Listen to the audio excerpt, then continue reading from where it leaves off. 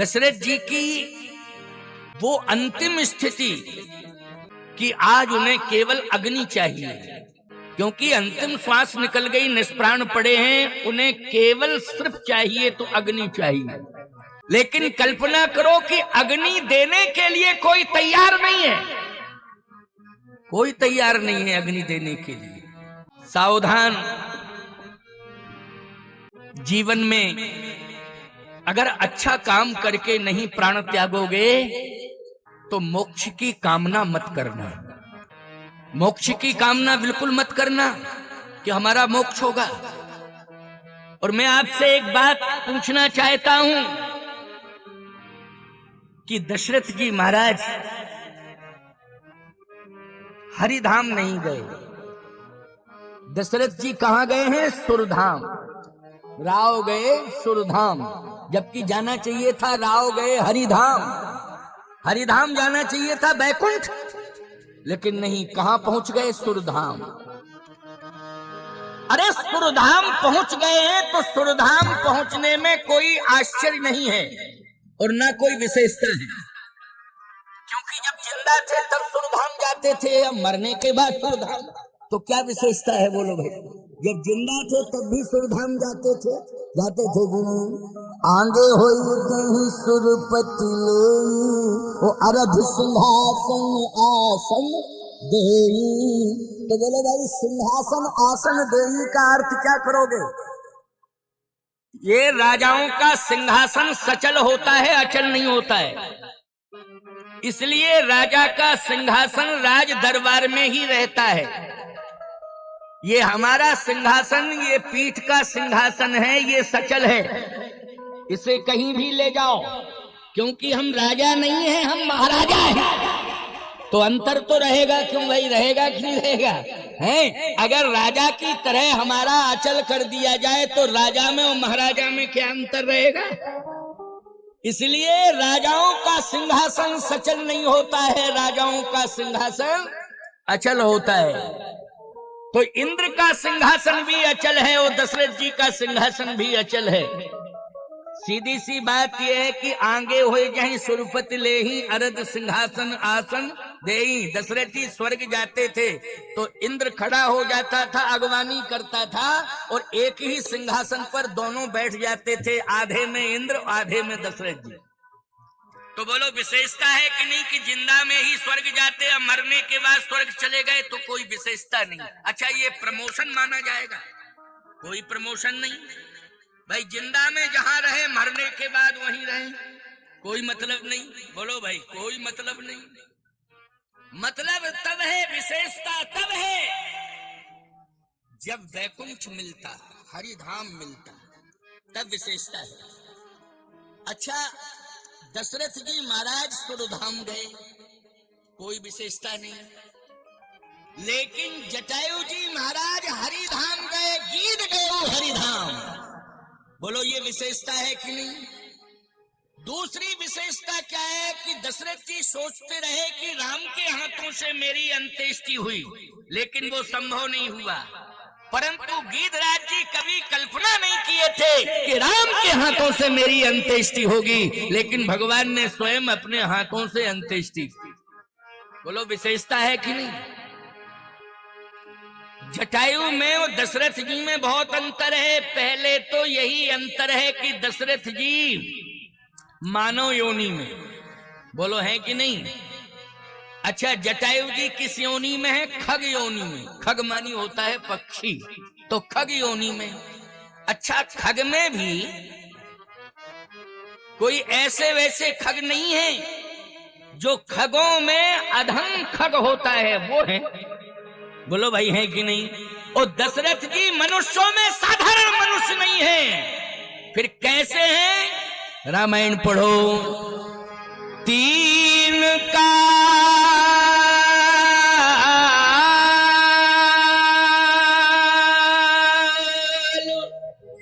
त्रिभुवन जग माही,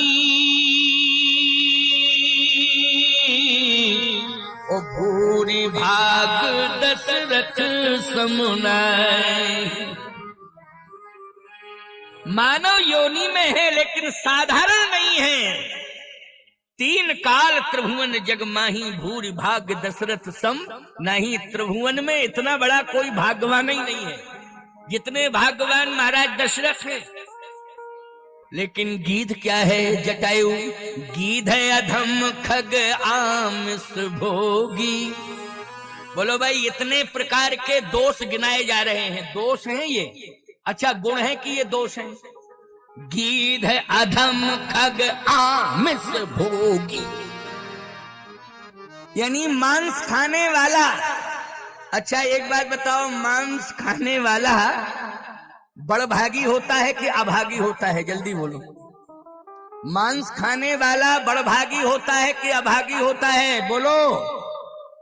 आवाज आई है कि अभागी होता है। होता है कि नहीं? लेकिन कही अंगद विचारो मनु माही, और धन्य जटायु सम को नाही। राम काज कारण तन त्यागी, हरिपुर गयऊ परम बड़भागी। यानी बड़भागी तो बहुत हैं, लेकिन परम बड़भागी जटायु जी महाराज हैं। परम का अर्थ है पूर्णता, इनके समान कोई बड़भागी नहीं है। यानी बड़भागी इतने बड़े बड़भागी हैं कि इनके बड़े भाग्य में पूर्णता आ गई है, किसी प्रकार की कोई अपूर्णता नहीं रही।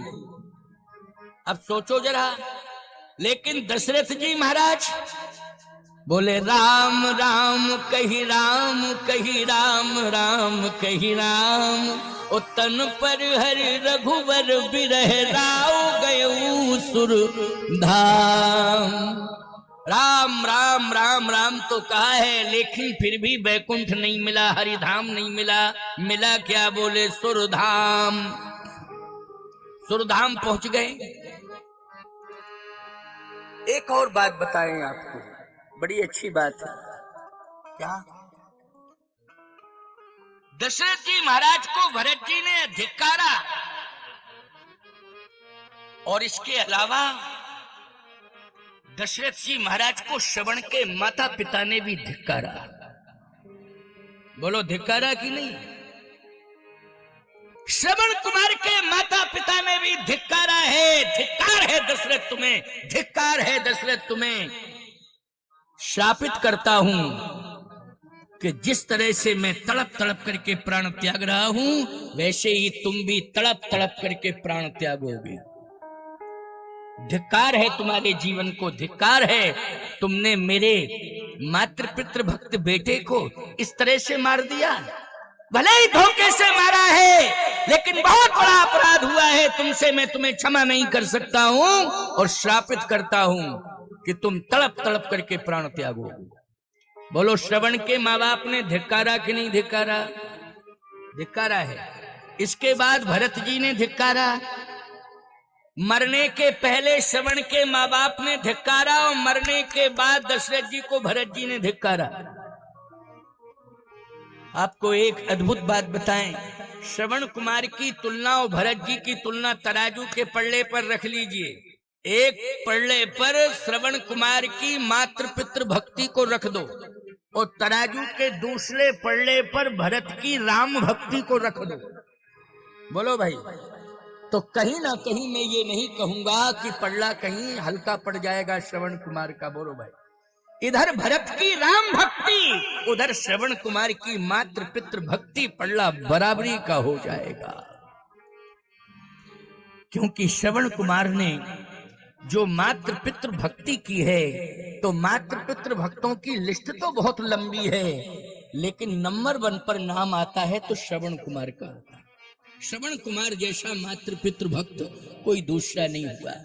और मैं एक बात कहना चाहता हूं कि दशरथ जी की कोई तपस्या कहे कि राम का जन्म हुआ है, तो ये ठीक है। मैं इसका किसी भी प्रकार से खंडन नहीं करूंगा कि दशरथ जी की तपस्या ने राम जी को धरती पर नहीं उतारा है, लेकिन मैं इस बात का भी मनन करूंगा कि कहीं न कहीं श्रवण कुमार की मातृ पितृ भक्ति ने भी राम को इस धरती पर उतारा है, श्री राम को इस धरती पर उतारा है।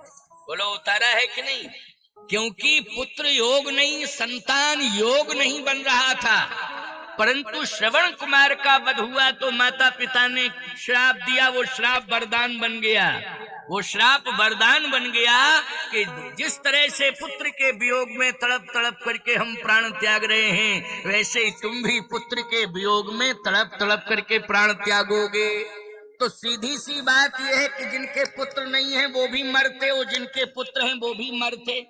तो कम से कम पुत्र नहीं होना, पुत्र की स्थिति परिस्थिति नहीं बन रही थी, कंडीशन नहीं बन रही थी, पुत्र संतान योग नहीं बन रहा था, लेकिन श्रवण के माता पिता का श्राप दशरथ जी के लिए वरदान बन गया। और इधर श्रवण का वध हुआ, उधर राम जी के अवतार की योजना बन गई योजना की नहीं।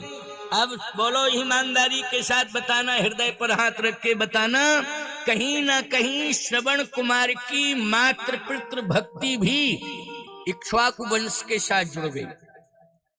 और राम को लाने में सो केवल भगतन हित लागी, परम कृपालु प्रणत अनुरागी। सो केवल भगतन हित लागी, इसलिए मातृ पितृ भक्ति भी बड़ी भक्ति है, राम भक्ति भी भक्ति है, राष्ट्र भक्ति भी भक्ति है। इसलिए ये सब भक्ति हैं प्यारे। और राम कथा सुनना भी भक्ति है। प्रथम भगति संतन कर शंगा दूसर रतिमम कथा प्रसंगा। संतों का संग करना, संतों की सेवा करना, ये भी भक्ति है। और कथा सुनना ये भी भक्ति है। भक्ति के कई स्वरूप हैं, कई लक्षण हैं, कई प्रकार हैं। तो आज अधम पक्षी को वैकुंठ मिला। बोलो मिला वैकुंठ कि नहीं मिला? लेकिन दशरथ जी को वैकुंठ नहीं मिल पाया, वो स्वर्ग में अटक गए। आपको एक बात बतावें, मनुष्य योनि में व्यक्ति अपने जीवन के संपूर्ण पापों को धुल सकता है अगर चाहे ले तो, मनुष्य जीवन में। क्योंकि मनुष्य को सामान्य साधारण नहीं माना जाता है, बड़े भाग्य मानस तन पावा। अच्छा सही बताना, जब कभी कोई गलत काम होता है तो लोग कहते हैं ये मनुष्य नहीं है, पशु है। क्या कहते हैं? पशु है। इसका मतलब ये है कि मनुष्य को एक मौका मिल रहा है कि पशुओं वाली प्रवृत्ति तू छोड़ दे, त्याग कर दे, अच्छाई की ओर चल, अच्छे काम अपने हाथ से कर, ये पशु प्रवृत्ति वाले कामों का त्याग कर दे। ये मौका मिलता है कि नहीं? सोचने समझने का मौका मिलता है। अच्छा, इंसान को प्रयास करके समझाया जा सकता है, लेकिन पशुओं को कोई माई का लाल समझा पाया? उनकी जो रीत रिवाज परंपरा है वो चली ही आ रही है, उसमें कोई परिवर्तन नहीं। बोलो भाई, कोई परिवर्तन हुआ हो तो जरा बता दो हमको। जो रीत रिवाज चली आ रही है पशुओं की, वही चली आ रही है, उसमें किसी भी प्रकार का कोई परिवर्तन नहीं। चाहे तुम भागवत सुना दो उनको, चाहे राम कथा सुना दो, चाहे यज्ञ में यजमान बना के बिठा दो, क्यों भाई? लेकिन उनकी प्रवृत्ति में अंतर नहीं आ रहा है प्यारे, क्योंकि वो कहते हम पशु हैं, पशु पशु। लेकिन अगर इंसान होकर के विचारों में परिवर्तन नहीं कर पा रहा है तो वो पशु नहीं है, बल्कि पशुओं का बाप है। हम तो यही कहेंगे, पशुओं का बाप है प्यारे। इसलिए परिवर्तन करना ये मानव का धर्म कहता है। एक पशु को भगवान ने अपने धाम भेजा, एक पक्षी को भगवान ने अपने धाम भेजा, लेकिन दशरथ जी महाराज को देवताओं के धाम भेजा। ये कथा का क्रम समझते जाना। पशु को कहां भेजा? अच्छा, बंदर किस योनि में आते हैं? बंदर पशु योनि में आते हैं। पक्षी किस योनि में आते हैं? खग योनि आते हैं ना। पक्षी को भेजा कहां? बोले अपने धाम। गीध गयऊ, कहां भेजा? गीध गयऊ हरि धाम, हरि धाम। लेकिन एक पशु भी आ गया सामने, उसको कहां भेजा? बोले राम बाली निज धाम पठावा। बोलो भाई, इसको कहां भेजा? इसको भेजा है अपने धाम जाओ। गजब की बात तो ये है। अच्छा, सबरी को कहाँ भेजा? बोले अपने धाम भेज दिया। दिव्य ज्योति सबरी के हृदय में प्रकट हुई और वही ज्योति बैकुंठ चली गई। तो बोलो भाई, सबरी कौन है? ये भीलनी है ना, भीलनी। और याद रखना, ये वनवासी माने जाते हैं। क्या माने जाते हैं? वनवासी। और इन्हीं वनवासियों में पक्षी क्या माने जाते हैं? और पशु मानी बंदर। बोले गिरवासी। बोलो ये गिरवासी हैं। और वहां जो मनुष्य रूप में रहते हैं वो वनवासी हैं। और जो पर्वतों पर, गुफाओं में, पर्वतों में रहते हैं वो गिरवासी हैं। पक्षी जटायु कहाँ रहता है? जल्दी बोलो। गुफा के अंदर रहता है, गिरवासी है। कहाँ रहता है? गुफा के अंदर रहता है, गिरवासी है। अच्छा, एक बात बताओ, किष्किंधा का राजा कौन है? बाली है। और बाली कहाँ रहता है? बोले पर्वतों के बीच में रहता है। उसका जो पंपापुर है वो पर्वतों के बीच में है। याद रखना, एकमात्र उसी का पंपापुर है, बाकी और कुछ नहीं है वहाँ। सीधी सी बात, बंदर ही बंदर रहते हैं वहाँ। कौन रहते हैं पंपापुर में? बंदर ही बंदर रहते हैं।